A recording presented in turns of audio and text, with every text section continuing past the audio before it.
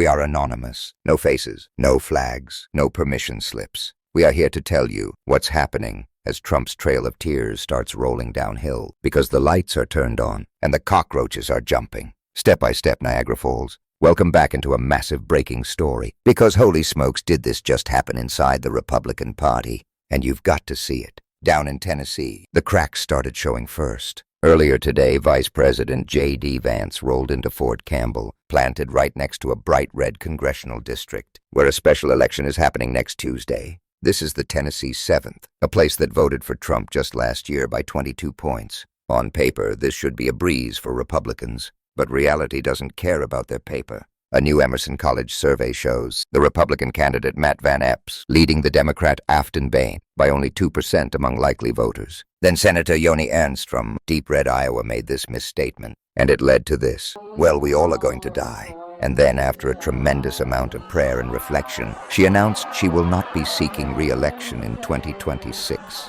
And then, in light of the recent shooting, death of Renee Good in Minnesota, Republicans got more bad news tied to Donald Trump's new home in Florida. Representative Neil Dunn, after years of service, will not seek re-election in 2026 as U.S. Representative for Florida District 2. And just a day ago or so, the new Republican candidate to replace Tim Walz as governor in Minnesota, Chris Meadows, said nope, he's not having any of it. Then he unloaded, and these statements against Trump were brutal. He withdrew his candidacy for the Republican nomination for governor. He said he cannot support the National Republican, stated retribution on the citizens of his state, nor can he count himself a member of a party that would do so. He said Operation Metro Surge has expanded far beyond its stated focus on true public safety threats. He said United States citizens, particularly those of color, live in fear. He said United States citizens are carrying papers to prove their citizenship. He said that's wrong, and he wasn't done. He said ICE authorized its agents to raid homes using a civil warrant that need only be signed by a Border Patrol agent.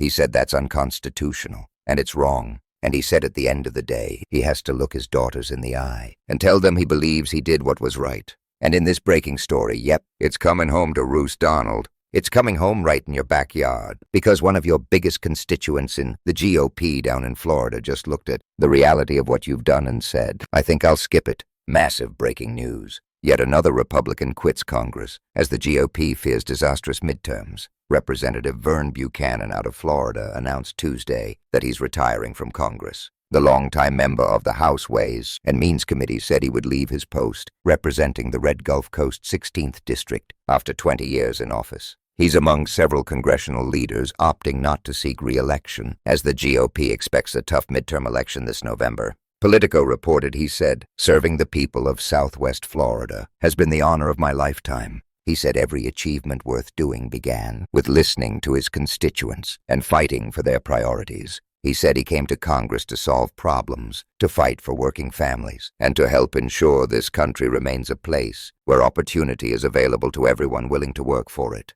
He said after 20 years of service, he believes it's the right time to pass the torch and begin a new chapter in his life. Buchanan was elected in 2006 and said he will retire at the end of his current term in January next year. And this is happening while the GOP majority is already shrinking down to a precarious 218 to 213 advantage after the unexpected death of Representative Doug LaMalfa. That's not one, that's not two, that's not three. That's multiple people in Florida alone who've said, I think I'm going to pass on this one, Donald. And we're not even at the end of January yet. If Trump keeps going down in any way, shape, form, or fashion, he'll back off and play Taco Trump when it comes to Minnesota, and he'll play Taco Trump on a bunch of other things. But it doesn't change the fact that 2 people are gone from this planet because of his policies and the tactics he's allowed. And you still have Iran. You still have Venezuela. You still have him selling millions of dollars worth of oil and putting money over an account in the Middle East. You still have Pam Bondi and Caroline Leavitt and Stephen Miller and the entire circle of sycophants applauded by people like Steve Bannon and Scott Jennings on CNN. This isn't going to stop.